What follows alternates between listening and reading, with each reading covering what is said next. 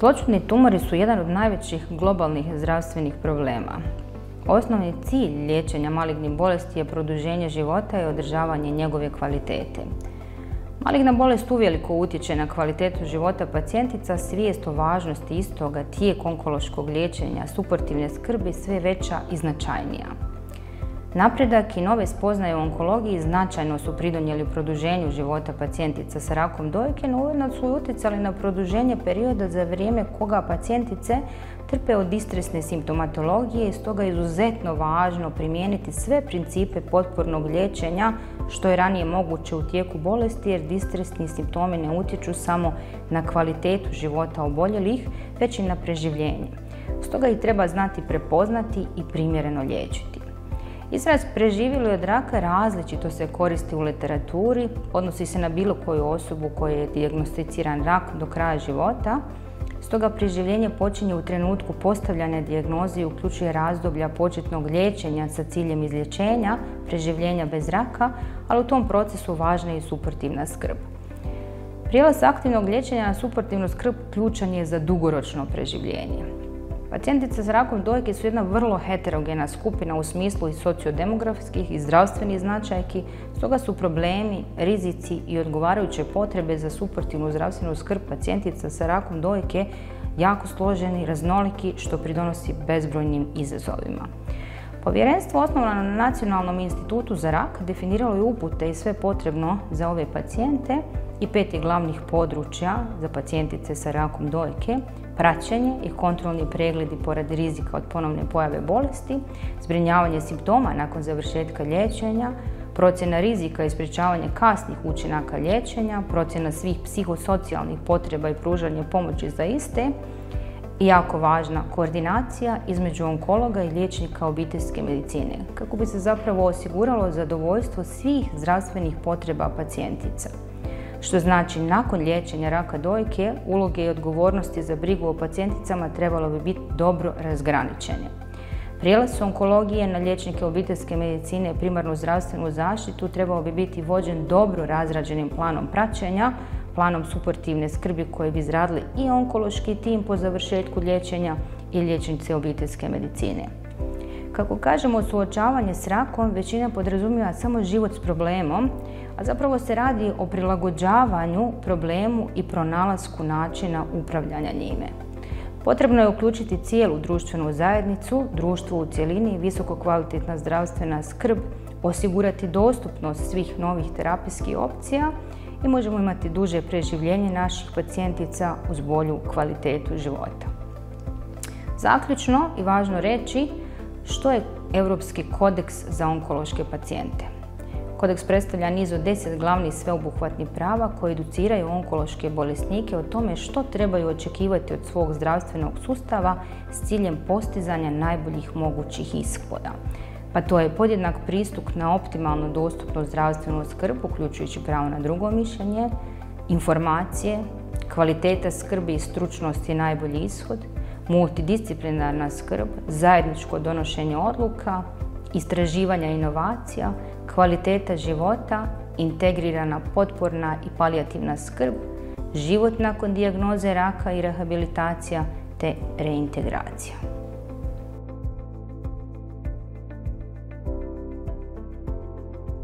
Preživljavanje je ključno, važno razdoblje koje slijedi nakon aktivnog liječenja raka dojke, to jest koristi se na mnogo različitih načina za opisivanje različitih vremenskih razdoblja nakon liječenja.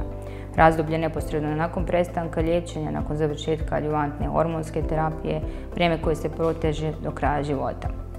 Tijekom ove tranzicije žene se pokušavaju vratiti svojim uobičajenim funkcionalnim aktivnostima i važnim životnim ulogama. To uključuje fizičke, psihološke i socijalne komponente života i ključ su za uspješno sudjelovanje u društvu. Neke pacijentice doživljavaju minimalne poremećaje u aktivnostima i ulogama tijekom preživljavanja, druge navode da nisu u stanju dovršiti funkcionalne aktivnosti i sudjelovati u tim ulogama na zadovoljavajući način, a na to utječe čitav niz tekućih fizičkih, psiholoških i društvenih poteškoća, poteškoća u odnosima i emocionalnih poteškoća. Poznato je da vrijednost uspješnog sudjelovanja u aktivnostima i ulogama ima značajne zdravstvene prednosti, uključujući poboljšano samopoštovanje, motivaciju, smanjenje stresa, tjeskobe, poboljšanju fizičku sposobnost, intelektualni izazov, smisao, te dugoročne posljedice ograničenja aktivnosti i ograničenja uloge povezane su sa ozbiljnim zdravstvenim problemima, uključujući bolesti povezane sa stresom, fiziološke promjene, depresiju, tjeskobu, društvenu izolaciju koja dovodi do kroničnih bolesti i smanjenja zapravo kvalitete života. Preporuke su zatražiti od svog zdravstvenog tima uputu za dalje, uputu i za psihologa, nutricionistu, socijalnog radnika, sve savjetnike i druge potrebne službe podrške u bilo kojem trenutku. Ova populacija pacijentica je izazov i za pružatelje zdravstvenih usluga i kreatore politika od kojih se očekuje da zadovolje višestruke potrebe ove podskupine pacijenata. Suportivna skrb definira se kao pružanje osnovnih usluga koje zadovoljavaju i fizičke, psihološke, socijalne, informacijske i duhovne potrebe pacijentica sa rakom dojke tijekom cijele putanje bolesti. Planiranje usluga podrške za pacijentice sa rakom dojke počinje utvrđivanjem njihovih potreba, a kako bi se zapravo postigli ti optimalni rezultati suportivne skrbi, sve zdravstvene usluge moraju biti prilagođene pacijenticinim potrebama, preferencijama i brigama.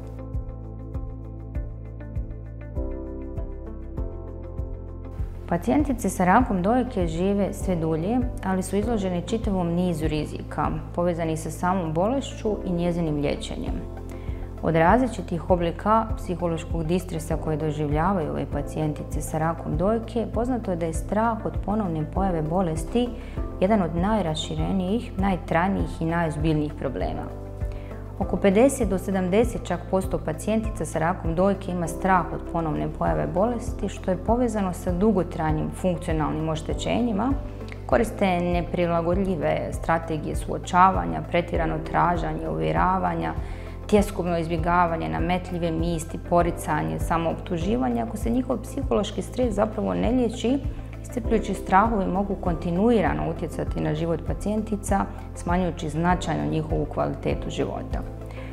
Uz to dovode do poremećaja povezanih sa zdravljem, poremećajima spavanja, fizičkim simptomima, povećanom konzumacijom alkohola, emocionalnim stresom, pa čak i povećanim suicidalnim idejama, što može zaista dovesti do smanjenog psihološkog blagostanja te povećanom upotrebom i komplementarnih alternativnih lijekova, što rezultira u konačnici povećanim daljnjim liječenjem pacijentica sa rakom dojke i povećava troškove za sustav zdravstvene zaštite. Strah od ponovne pojave bolesti značajan je uzrok emocionalnog distresa i treba mu se zaista pristupiti kao važnom cilju. Ovo sve upućuje na to da se pacijenticama sa subkliničkim ili kliničkim strahom od povrata bolesti treba pružiti pravovremena psihološka podrška kako bi se zapravo zadovoljile sve njihove potrebe. Često kada se pacijentici dijagnosticira rak dojke, obitelji i prijatelji se okupe oko nje za podršku. Brak, obitelj, društvena podrška, međuljudski odnosi iznimno su važni u ovom procesu i njihova podrška čini divovsku razliku u njihovom preživljenju. Pristup svim uslugama podrške povećava i stope preživljavanja od raka dojke i smanjuje stopu recidiva. Nekoliko važnih čimbenika mogu povećati uspješnost tijekom preživljenja pacijentica sa rakom dojke, a to su i tjelesno blagostanje, psihološko, društveno i materijalno blagostanje.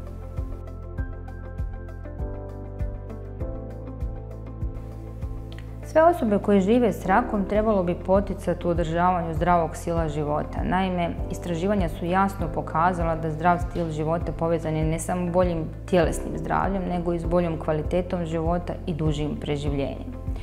Budući da su osobe koje žive s rakom pod povećanim rizikom od ponovne pojave bolesti, pojave drugih malignih bolesti, drugih medicinskih stanja koja mogu djelovati kako na tjelesno, tako i na mentalno zdravlje, važno je pridržavati se smjernica o zdravom životnom stilu. Ona jasno uključuje redovito bavljenje umjerenom do intenzivnom tjelesnom aktivnošću, prema preferencijama, uravnotežena prehrana, postizanje i održavanje zdrave tjelesne težine, izbjegavanje unosa alkohola, zabrana pušenja i korištenja drugih duhanskih proizvoda kao izlaganje suncu. Pacijenti često pitaju što mogu učiniti kako bi poboljšali ukupni ishod u liječenju raka dojke, te promjena životnog stila može biti osnažujući i učinkovit način za isto. Kvaliteta života je višedimenzionalna i u obzir uzima i fizičke, i mentalne, i socijalne, i ekonomske, i duhovne aspekte života. Zdravi stil života jasno općenito povećava to dugoročno preživljenje.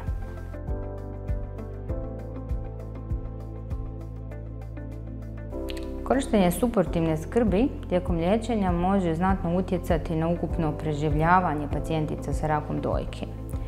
Dijagnoza raka često mijenja način razmišljanja ovih pacijenata o njihovim navikama općenito i ponekad su motivisani napraviti značajne promjene u načinu života, ne samo kako bi prošli kroz liječenje, već i zapravo zdraviju budućnost nakon liječenja. Suradnja sa svim sudionicima, pružateljima suportivne skrbi na poboljšanju prehrane, navika vježbanja, upravljanja stresom može smanjiti rizik od ponovne pojave bolesti ili dijagnosticiranje druge kronične bolesti u budućnosti. Rani pristup suportivnoj skrbi i rehabilitaciji za one koji imaju tjelesna, psihološka, kognitivna oštećenja može imati dodatnu korist od smanjenja izostanka i invaliditeta, jer učinci same bolesti i liječenja se zadržavaju. Umor, bol, promjene na raznim organskim sustavima, seksualna disfunkcija te skoba česti su kod osoba koje su preživjele rak dojke, te pristup onkološkoj rehabilitaciji i drugim terapijama integrativne skrbi tijekom liječenja može umanjiti ove dugoročne učinke na pacijente. Vrste modaliteta ili usluga koje potpadaju po cijeli kišobran suportivne skrbi su brojni i mnogih od ovih modaliteta su interdisciplinarni. Neke od ovih usluga zapravo su dostupne tamo gdje se pacijentice liječe. Ponekad centri za onkologiju pružaju usluge podrške, kao što je na klinici za onkologiju kod nas u Mostaru, gdje imamo i psihologa, nutricionistu, socijalnog radnika za podršku našim pacijentima. Međutim, način na koji centri pružaju te usluge jasno ovisi o samoj instituciji. Pristup onkološkoj suportivnoj skrbi potreban je jako važan i za ishode liječenja i u konačnici kvalitetu života.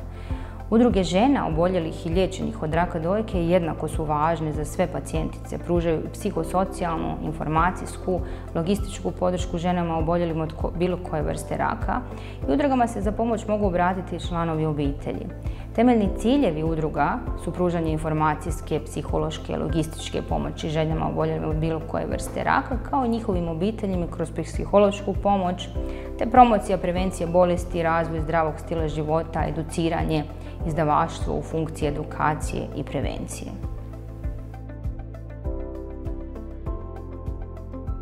Uspješan završetak liječenja označava početak prijelaza od pacijentice s rakom dojke do pacijentice koja je preživjela rak. Intenzitet i učestalost medicinske podrške obično se smanjuju kako su potrebni tretmani dovršeni, a s druge strane mnogi se suočavaju, moraju se prilagoditi različitim izvorima stresa, posljedicama liječenja, društvenom stigmatizacijom, promjenama u načinu života, društvenim poremećajima, strahovima od ponovne pojave bolesti i nesigurnošću u vezi same svoje bolesti.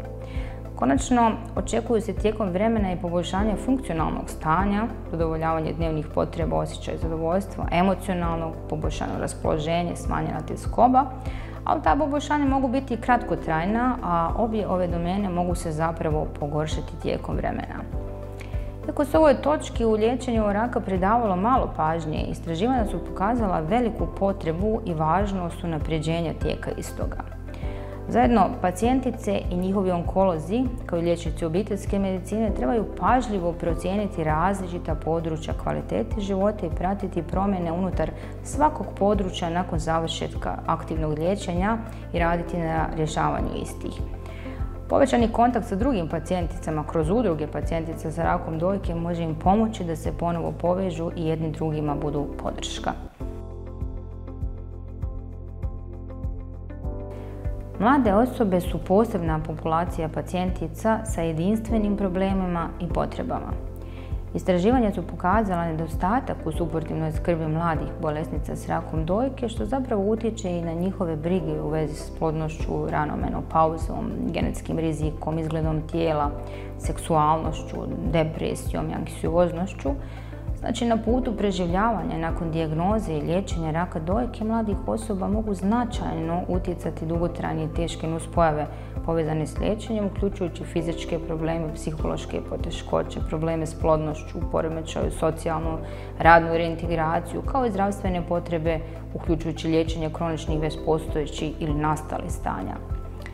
Potrebno je zapravo na sveobuhvatan način minimiziranje utjecaja teških posljedica liječenja, postojećih komorbiditeta, nezdravih stilova života i rizika zapravo od ponovne pojave bolesti, što sve u konačnici opet utječe na kvalitetu života. Istraživanja su pokazala da je anksioznost jedan od najčešćih psiholoških problema u mladih pacijentica sa rakom dojke i prema istraživanjima mlađa životna dob je povezana s lošijom psihološkom prilagodbom. Ublažavanje distresa mladih pacijentica za rakom dojke zapravo može biti bolje postignuto fokusiranjem na odnos para, ne samo na njeno individualno suočavanje. Seksualnost tijekom bolesti identificirana je kao važna komponenta holističke skrbi, psihosocijalnog funkcioniranja i opet ukupne kvalitete života. Mlade pacijentice su, kao što sam ranije rekla, posebna populacija pacijentica sa jedinstvenim problemima i potrebama. U liječenju je potrebno istaknuti važnost multidisciplinarne skrbi i holističkog pristupa, važnost otvorene komunikacije i zajedničkog donošenja odluka. Psihosocijalnu potporu, genetsko savjetovanje, seksualno zdravlje, socioekonomske posljedice inkorporirati u planiranje liječenja.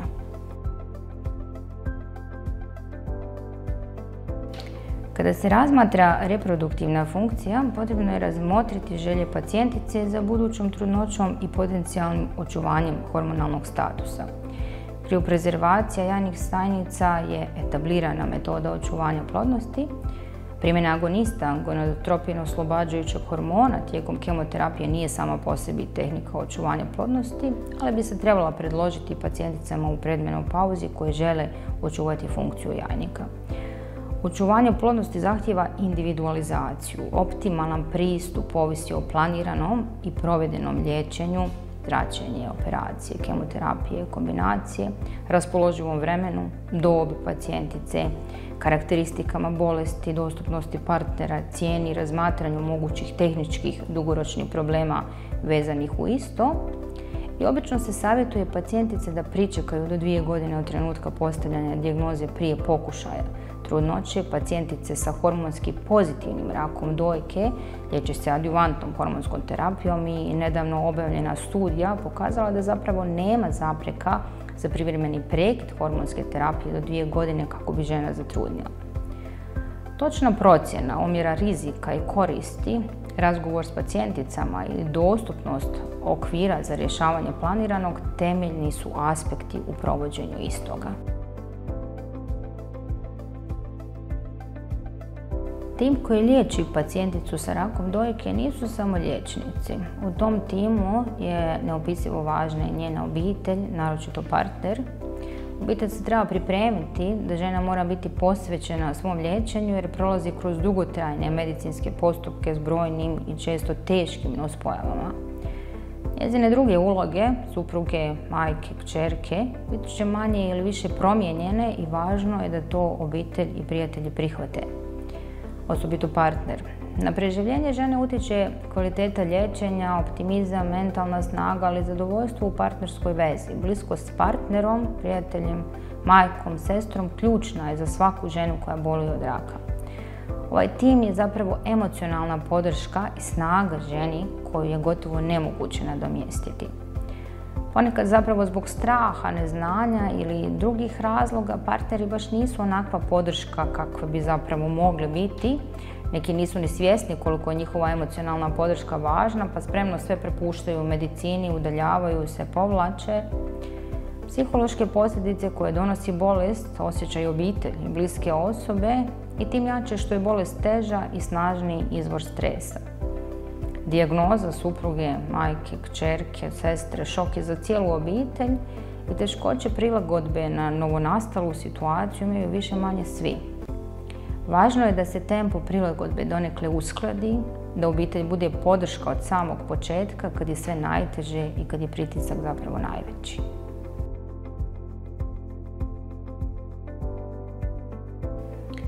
Zahvaljujući ranoj dijagnozi, terapijskom napretku, preživljavanje pacijentice sa rakom dojke se povećalo posljednjih godina razvojem svih novih alata i novih režima liječenja. Stopa 5-godišnjeg preživljavanja pacijentice sa rakom dojke je trenutno iznad 86 i više posto, jasno ovisno o stadiju bolesti, po tipu raka dojke, dobi, općem stanju pacijentice, dostupnosti terapijskih opcija itd. Ukupno preživljenje bez bolesti, preživljenje bez progresije bolesti, to su zapravo naše onkološke ciljne točke, primarni ciljevi u liječenju, praćenju pacijentica. Preživljavanje temeljeno na određenoj populaciji ključna je mjera ukupne učinkovitosti zdravstvenog sustava u zbrinjavanju ovih pacijenata u nekoj zemlji.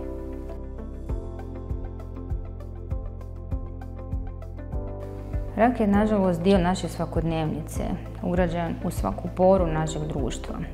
Optimalnom i dosljednom primjenom svih segmenata u društvu možemo značajno umanjiti negativne aspekte raka na javno zdravlje, poboljšati ukupni zdravstveni status i zapravo izgraditi sretnije društvo za generacije koje dolaze.